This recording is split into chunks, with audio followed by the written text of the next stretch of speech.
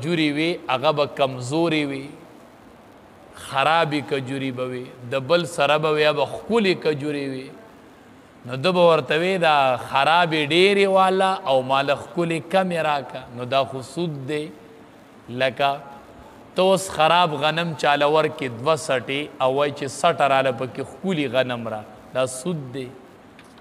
دا وړهواله 1 کیلو خراب وړه دي او ماله پکې 1.5 کیلو پین وړه راکه، نو دا هم سود دی. ځکه دا جنس په جنس دی او دا زیاتې پکې راځي، نو دا خو ټیک نه دی. نو نبی کریم صلی الله علیه وسلم بلال رضی الله تعالی عنہ ته وی بلالا دسی کار کوي کنه، حیله ورته اخودله. وی ته چې دا خرابې کجوري ورکې نو ډېرې ورکوي کنه او په دې باندې لږې الی. نو وی د دې دپاره طریقه دا ده چې دا خرابې کجوري خرڅې کا په حق قیمت باندې د ده نه ښکلې کجوري والا. نو ام به ورته کجوري میلاو شولې، ام به د سود نه بچ شول. نو دا هم حیله ده. نو دا خو ټیک حیله ده، دا خو روا حیله ده، دا خو جایز حیله ده. کومه حیله سره چې حق باطلیږي، د الله حکم باطلیږي، چې په هغې سره ابطال د حق کیږي یا په اثبات د باطل کیږي، ناروا شی په ته ثابتی او حق شی په ختمی، دا حیله حرام ده او دا ناجائز ده. دی به داسې قسمه حیله کوله، په دې به د الله حکم ختمو، د الله د حکم خلاف ورزي به یې کوله. نو داسې قسمه حیله چې ده هغه بیا ټیک نه ده. لکه نن سبا د هغې یو مثل شته، دا حیله ټیک نه ده. مثال کے طور پر یو سړي سره 80,000 روپۍ دی، مثال کے طور پر نن سبا دا نصاب دی. نو په دې چې کال تیر شي نو دی به زکات ورکوي که نه. نو دا د سره کال پرتی، نو چې دا کال اخیری ورځې راشي 15 ورځې پاتې دي کال به یې پوره کیږي، نو دې ته 40,000 روالي ښځې لی ورکړي او 40 د ځان سره پرېږدي. نو په 40 خو بیا زکات نشته دی. نو چې د زکات هغه ورځې ختمې شي نو بیا یې د ښځې نه راوالي. نو دا حیله چې ده دا ناروا ده، دا حرام ده، دا ناجایز ده.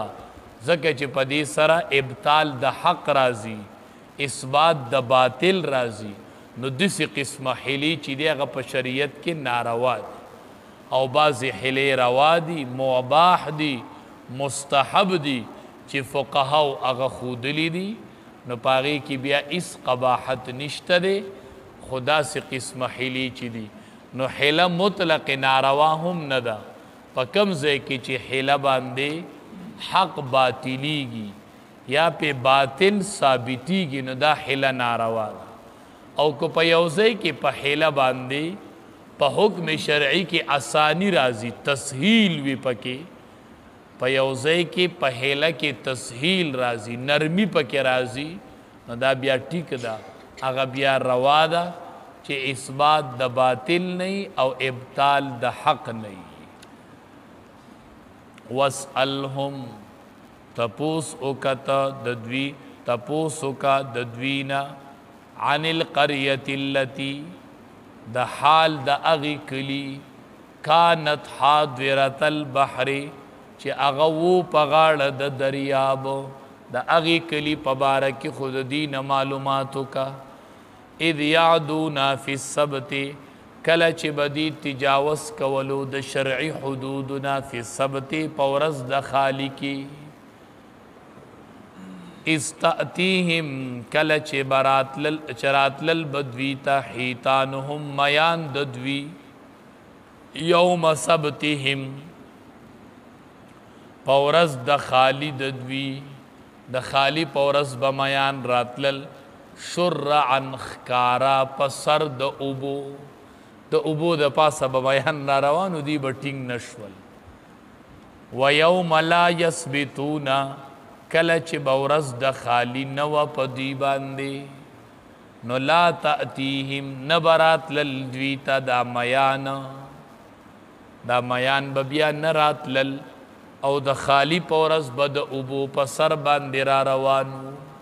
کذالک دغرنگی نبلوهم ازمیخ کو مونگ پا دی باندی بما کانو یفسقون پا سبب د دی چی دی ناپرمانی کولا ناپرمانی بے کولا دا اللہ دا حکم اطاعت نکو نو مونگ پہ ازمیخو کو امتحانم پہ اکو نو داغی پا نتیجہ کی پہ رب العالمین عذاب راوست